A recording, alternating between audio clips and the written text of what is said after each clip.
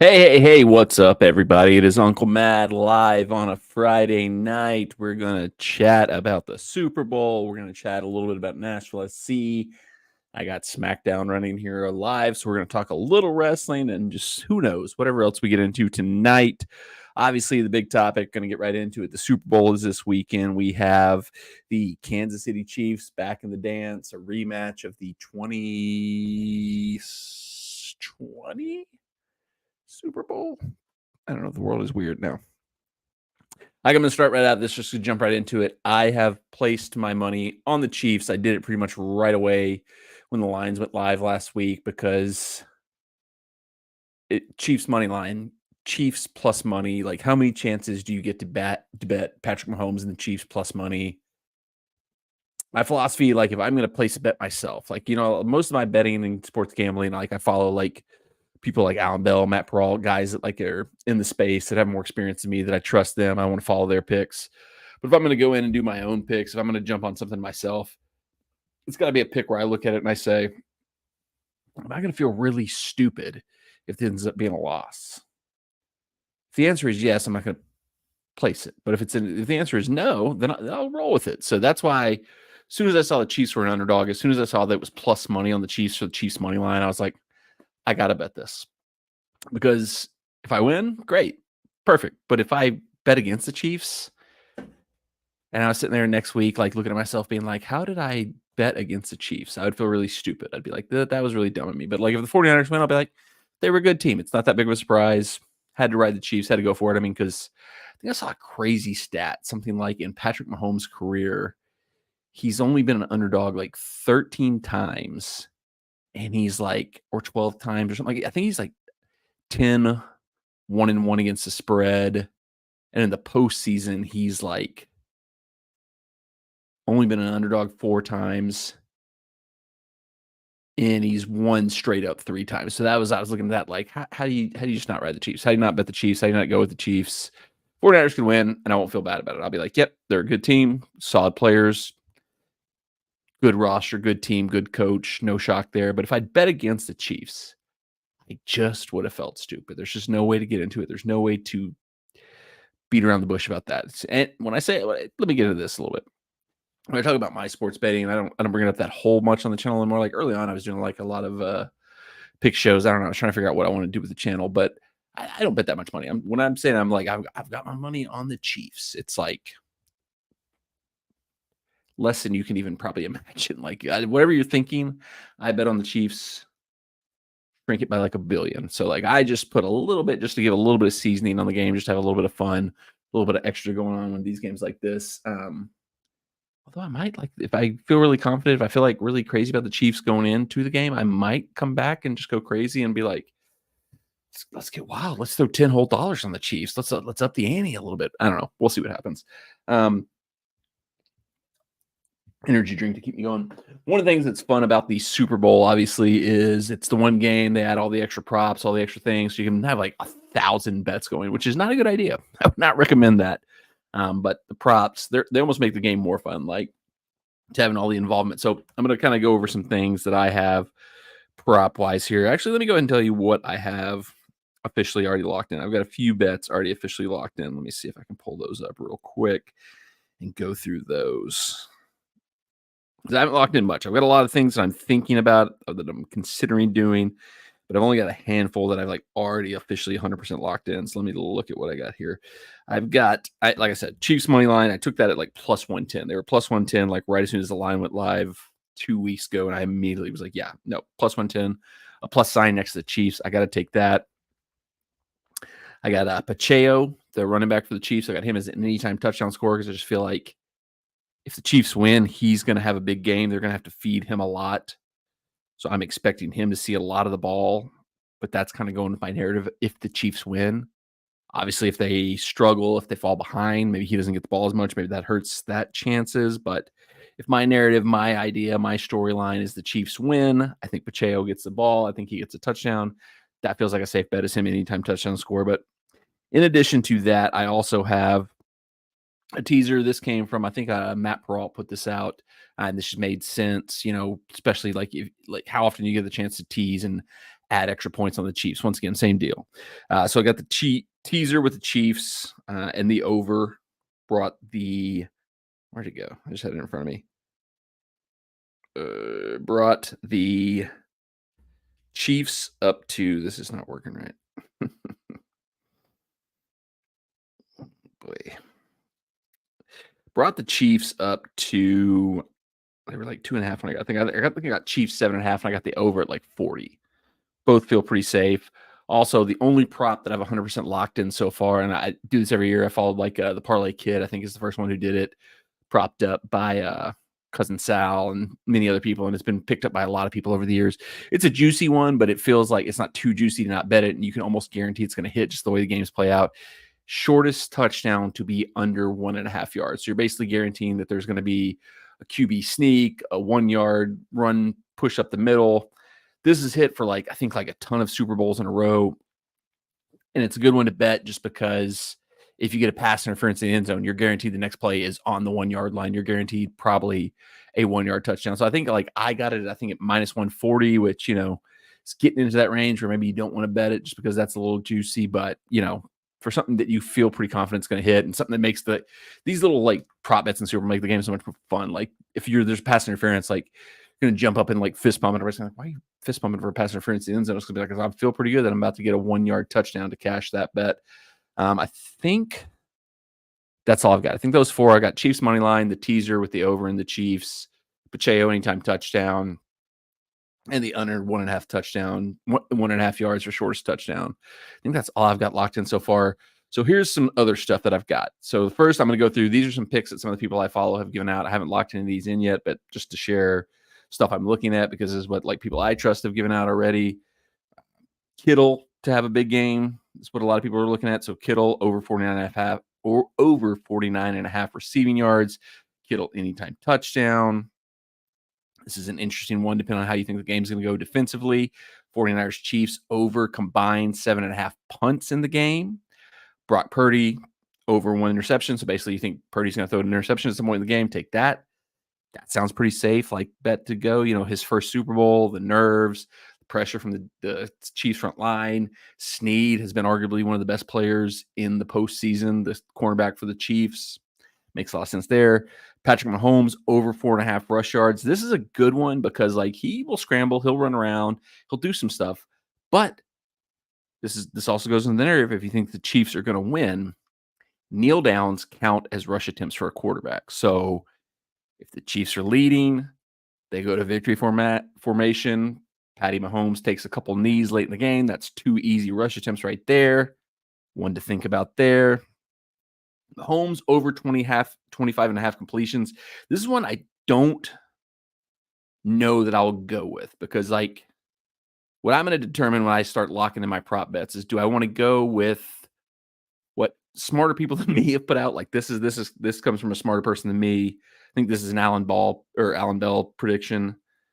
Or do I want to go with my narrative? Because I have a narrative that I think is going to happen for the Super Bowl. If I follow my narrative, this wouldn't exactly happen because I think could be a very different Chiefs type of Super Bowl than what we've seen in the past from the Chiefs. 49ers Chiefs both have at least 1 rushing touchdown. I like that a lot because you got McCaffrey, you got Pacheco. I've already said I'm going to Pacheco. I don't know. I've already said I'm going to bet him anytime touchdown scorer. Christian McCaffrey, the 49ers running back, scores a touchdown every single game. So that one seems like it could be a good one to bet.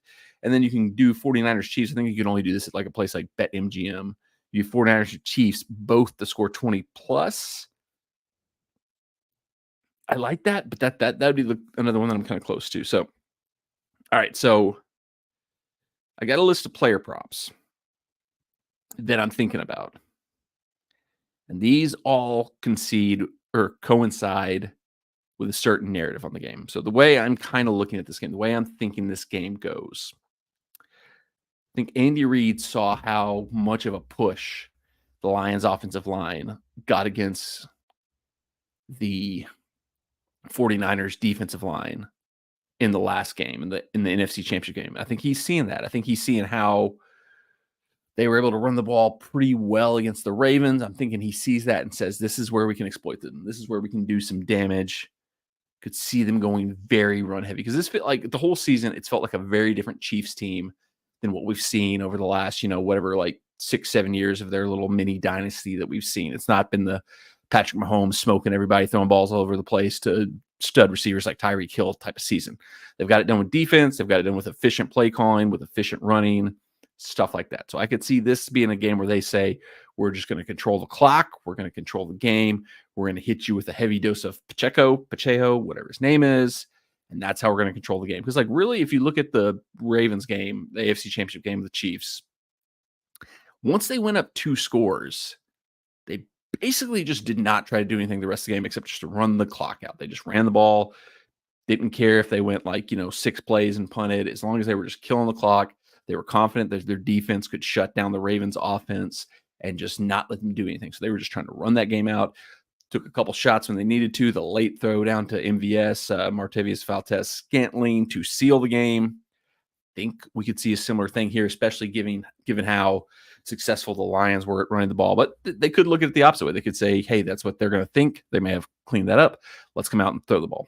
But if the scenario that I laid out happens, where the Chiefs lean heavy on the run to win the game, these are props that I think would be good. Pacheco, MVP. Crazy out than that. It's like plus 1,500. Pacheco. I'm going to mess it up every time. I don't even know how to say it. Over 67.5 rushing yards. Like, that feels like a really low number. Like, I think there's a little bit of juice on that too. But, like, unless the Chiefs get behind early, it feels like he should definitely hit 70 pretty easily in this game. Unless they try to, like, change it up and give, like, more carries to Clyde Edwards-Helaire or something like that and don't use Pacheco as much as they have been recently. Ayuk, 59.5 receiving yards over. I think that's a good bet to make because I think Snead, I don't know if he'll follow Debo or how they'll use Snead, how they'll try to shut down the 49ers passing attack. But I think Ayuk, he was several big plays against the Lions. I could see him having, one big catch that knocks a ton of those yardages out on just one play. And this is where it gets interesting because I think if the Chiefs do what they've done throughout the playoffs, if they can jump out to an early lead, get the 49ers out of the routine, which is also what's happened to the 49ers. They've been going down in these games. McCaffrey suddenly is not going to be able to run the ball as much and has become more of a threat in the passing game. So his over-under for receiving yards is 34.5 yards. So I would go over 34.5 receiving yards. I think they're going to have to go the screens. For whatever reason, this whole playoffs has seemed like the offseason, the playoffs of screen passes. Like it's killed some teams where they just were doing these weird bubble screens, like the Dolphins, even the Ravens a little bit last week. Instead of running the ball, they kept going to bubble screens and weird stuff like that. I don't know where that's come from, where all these teams are like trying screen passes that don't seem to be effective, but definitely you could see 49ers trying to do a little bit of that with McCaffrey. And then under 90.5 rushing yards from McCaffrey. I like that because in my narrative, in this scenario that I'm thinking, where the Chiefs get up to an early lead, 49ers are having to play from behind, they're not running the ball as much. He's, being more of a pass threat than a rushing threat. He ends up with like 70, 80 rushing yards, goes under that fairly easily in that scenario. And then in that scenario, I also like him to have under 18.5 rushing attempts because, he's already not like, unless they're winning a game and just trying to grind it out, which would completely kill my narrative. He's not like a 20, 25 carry a game running back, I don't think. So 18.5 is an interesting number to start with. And then if you're thinking the 49ers might be playing from behind a little bit, that helps that as well. And then this one is the real one where everything basically has to go with the narrative I've laid out. Pacheco, most rushing yards in the game. That has to be pretty much my narrative, where just the Chiefs get up early and then try to grind out the game, run it out, and he outrushes McCaffrey just because McCaffrey's having to catch more passes than run the ball more. So, and then obviously one of the fun things about the Super Bowl is there's like all these like random bets you can make on like props and just random things that happen in the game that like, aren't consequential to the score, aren't consequential to the ultimate result, but they're just like fun moments in the game where you can like get excited about. And there's going to be more by the time the game kicks off, but we don't, when you're with the mobile betting, with the legalized betting, it's different from state to state, but like Tennessee here where I live, we don't have like you can't bet on the Gatorade color. You can't bet on the coin toss. You can't bet on the anthem. Those are still ones that they're not regulating here in Tennessee because I think there's like an idea that those could be like predetermined. You could like have inside information and get like an unfair advantage with those. But there are still some fun ones you can bet that actually have impact on the game. Like this is a fun one. So like for the opening kickoff, I like to bet it plus 250 to be a return attempt. So, 90, probably like 99.9% of kickoffs, it feels like in the NFL now, are just touchbacks because they've moved up where the kickoff comes from. Kickers can just boom it out of the back of the end zone. Teams don't want to fuss with like having to try to cover it and stuff like that. But I like the possibility of the return maybe being attempted on the Super Bowl just because like everybody's amped up. The energy's on fire. The returner's going to catch it. He might catch it with like his heels on the back of the end zone. He's like, I'm going to run it out. This is my one chance. This is the Super Bowl. I'm in the Super Bowl. And he runs it out. Plus 250. Sprinkle a little bit there. I don't hate that.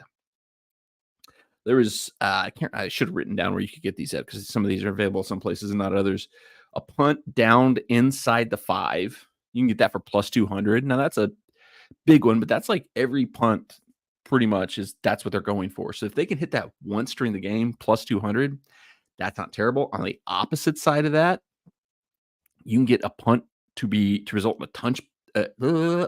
a punt to result in a touchback for plus 130 at certain sites. So once again, you're playing both sides of exactly what they're always trying to do. They're always trying to drop that punt right inside the 5. So if it hits and they down it, you win. If it bounces the wrong way, it goes in the end zone, you win. Put those two together and you're guaranteed money. If you can, there's probably a way to if you're a math whiz, you can probably figure out exactly how to bet on both of those to win money. But that's an interesting one.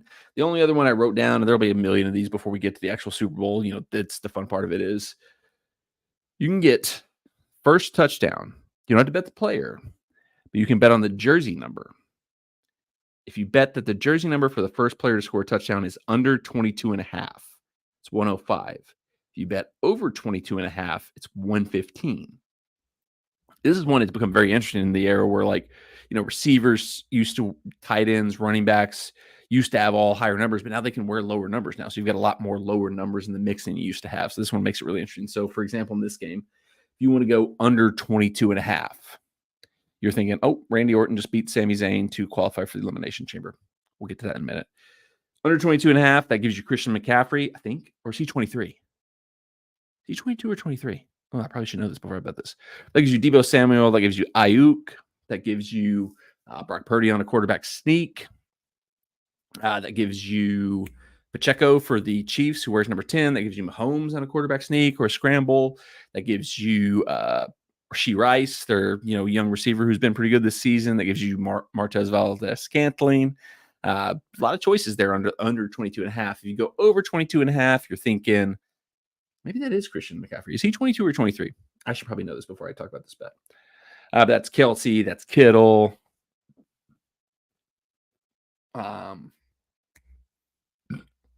Clyde Edwards-Helaire, the second running back for the Chiefs. What's the other guy? Elijah Mitchell, the other running back for the 49ers. Juszczyk, the fullback for the 49ers. So, yeah, that's an interesting one just to throw out there because that'll give you a fun little moment whenever the first, touchdown is close to happening. So there's some fun bets to go there. I'm looking at a lot of stuff. It's going to be fun. Always love the Super Bowl, but see there. That's kind of all I got on the Super Bowl. Like I said, I'm going Chiefs. They're who I'm thinking is going to win it. I've already locked in a lot of things that go with them to win it. I have to fully lock in on if I want to go with the narrative or I just want to go with a bunch of random fun picks. So we'll see what happens. Nashville SC, got to see the preseason game earlier this week. If you didn't watch that vlog, go back and watch that. That's live on the channel now. Nothing's really changed since then. I would say this. I listened to a really good podcast from Tim Sullivan on the Club and Country podcast. He flew solo on this one out of his usual co-host, Wes Bowling. I thought he did a really good job. He was just shooting through some answers. He was really kind of venting into them and giving out some good information. Thought one really interesting point he made is, there's a lot of criticism about the front office. They haven't invested much. They haven't, done this or that. What they have done a really good job on, and I'd never really thought about this, but gives me hope for this season, is bringing off players who maybe didn't do their best elsewhere, who maybe were cast-offs elsewhere, who maybe didn't best fit the system where they were at and brought them here and got the best out of them. You look at Alex Muyl. He's been good for us. We've gotten usefulness out of him more maybe than he got at Red Bull New York. Obviously, Schaffelberg and McNaughton from Toronto have been head and shoulders better for us than they were there. Sean Davis to an extent, so there's players like that where like other teams have just had not needed them, said, pass them on. CJ Sapong even for like a little bit there, where we've maybe not done so well at like the bigger signings, the designated players, we've done a really good job of like picking players off the scrap heap of other teams and saying, hey, this player didn't work as well for you. Let's figure out a way for them to work with us. So that gives me hope for like a player like Drew Yearwood, who never reached his full potential with Red Bull New York. Comes here, we have a better idea of how to use him, how to integrate him into the team. Mackenzie Gaines, who is like a kind of fringe player at Charlotte, who's looked, from all accounts, pretty good in preseason for Nashville SC. I think they're still counting on him to be more of a, depth player. But, if Gary has some ideas of how to use him better than what he was using in Charlotte, which I think they had like 7 different coaches in the time he was there. So who knows if anybody could have figured out what to do with him there. That's a good sign. The new guy we just signed, Amar Shejic, I probably mispronounced his name, wore the number 6, talked about him a little bit in the game there where he was a trialist in that game. It was officially announced he's signed. A lot of MLS experience. I think he's got like over 73 caps in MLS between his time in Atlanta and Montreal. Once again, Tim Sullivan provided some really good context on him. Seems like he was pretty solid when he was with Montreal. Not as much when he was in Atlanta, but the whole time he was in Atlanta was terrible. So it was kind of like a conglomerate of terribleness there. And maybe if he's got a lesser role, maybe if he's in a better setup around him, he'll be better for us. Overall, I think his addition plus Drew Yearwood gives us more depth, better legs, better depth in central midfield. Still kind of sucks that we let Dax go. Obviously, I don't think Drew Yearwood or Amar are obviously on the level that Dax is at his peak. But in terms of having more depth, having better stamina, better durability in midfield, I think we're at that now. Because last season, Dax was great. But if he wasn't available, our next choices, we started getting the Brian Anungas, which I don't have any rate for Brian Anunga. I've never rated him. Once again, I'll shout out Tim Sullivan on his podcast. He mentioned that, some of the hints Nashville SC has been doing through preseason that they might play a higher line, might try to be more of a pressing team, could help a player like Anunga who, isn't that great at the long up the field passes. If we're winning the ball up the field and he doesn't have to make those passes, and that's how we're creating attacks by winning the ball up the field, and he doesn't have to try to play through balls, try to play long balls, try to play the Hollywood balls. That helps him. But I've never been a huge fan of him. So if he's now the, 5th, 6th choice center midfielder as opposed to the 3rd or 4th, I think that's an upgrade for us. Just pushing him. Apologies to him, but I think him being further down the depth chart upgrades Nashville SC. And I talked about it in the video from the preseason match. I think Tyler Boyd, if he can continue to do what he's shown in preseason and give us an extra, dynamic type of player that we haven't had. We've had for as good as Fafa Bako was, as good as Jacob Schaffelberg has been, they're kind of one-trick ponies. Not one-trick ponies might be the wrong terminology, but they're kind of speed, direct play. That Tyler Boyd can get on the ball. He can come a little centrally. He can dribble a little bit. He can pass. He can shoot. He can do a lot of different things that I don't think Fafa and Jacob have. So would have felt a lot better if Leal hadn't immediately got hurt. We had a little depth on the wings with him, Schaffelberg, Boyd, Mackenzie Gaines, who I just talked about. But of course, Leal's hurt already, so we'll have to look and see what happens with him in the long term of the team. But definitely check out, like I said, Tim and Sullivan, Club and Country podcast. He did a great job breaking down some of the latest stuff that's going on with Nashville SC. Holy crap, they're putting up this crazy looking guy on Fox News, suspect arrest in this. I don't know what we're talking about, but this mugshot is insane looking. I'll do a full breakdown, a full preview, give all my full thoughts on Nashville SC's season ahead of the first game. I don't know if I'll do it before the Mocha game on February 22nd or if I'll wait before the 25th game, Red Bulls, because maybe that Friday night before the Red Bulls game, that'll be the next time we do something. I don't know. It'll be coming on the channel. Make sure you're subscribed. Turn the bell on for notifications so you don't miss any of those kind of updates, because that's how you'll find out.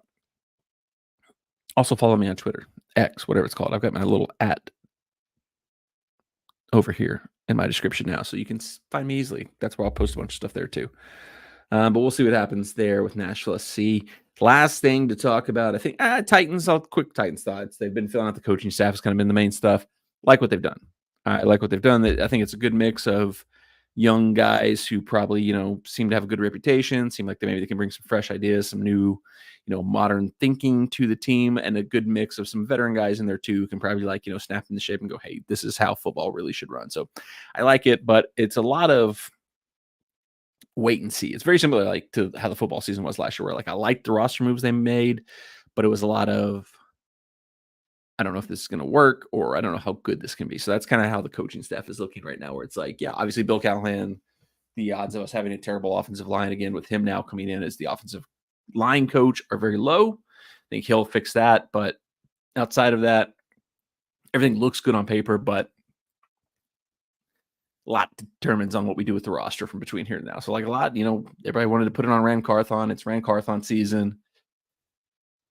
It's going to be interesting over the next couple months with the draft and free agency. We'll see what happens. Oh, my goodness. Hit the table with my energy drink. All right, last up. So if you follow the channel, I'm a pretty big WWE guy, AEW, professional wrestling across the board in general. A lot of interesting stuff in the last couple of weeks since the Royal Rumble. So Cody Rhodes wins the Royal Rumble. Looks pretty clear that the destination is he's going to finish his story. He's coming for Roman Reigns. Round 2 between them. He's going to go to get the title that he fell just short of getting last year.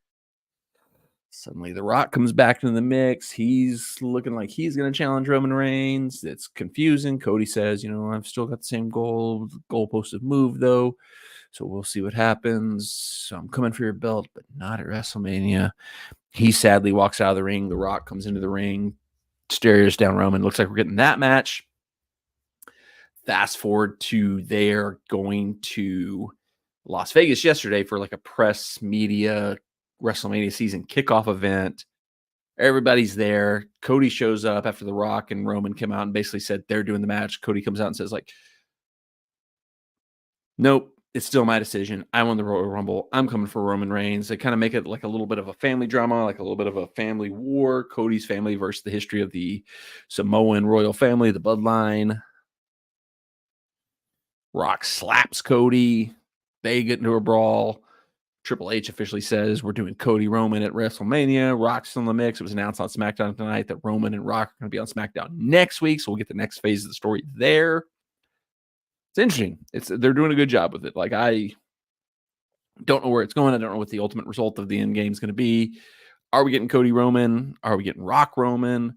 It's going to be Cody Roman one night and then like Rock and Cody one night. There's a lot of options. The intrigue is good because, we had a clear path of where we were going to at WrestleMania right now.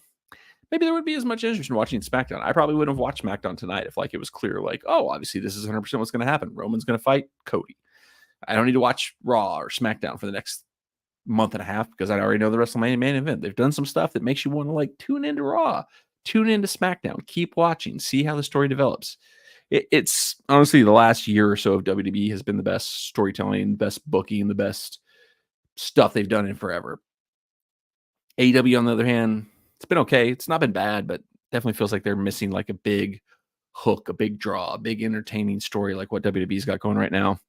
Obviously, the Vince stuff is terrible. It's just the worst thing in the world. Like if you followed wrestling for a while, you kind of always felt like just watch some of the stuff he did with the Divas back in the day when he was more of a television character. And like, if he thought it was okay to do that on TV, what was he thinking was okay to do off camera? So it's like, it's not that surprising, but it's also worse than I think anybody probably could have ever imagined. And that's all disgusting. That's all terrible and hate to see that. But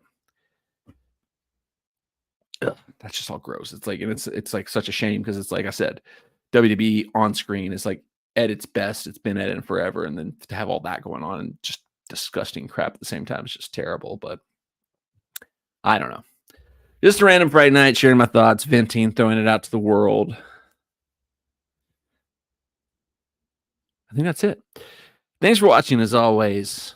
Subscribe to the channel, turn the bell on for notifications. Follow me on all social medias. I've got Uncle Mad with the little underscore. It's right there. I hope I'm pointing in the right direction over there by my bio. But it's also linked in the description down below if you can't figure that out. So thanks for watching. This was fun. A lot coming up. Nashville SC about to blow up with tons of content for the boys in gold. Have a good night. Enjoy your life.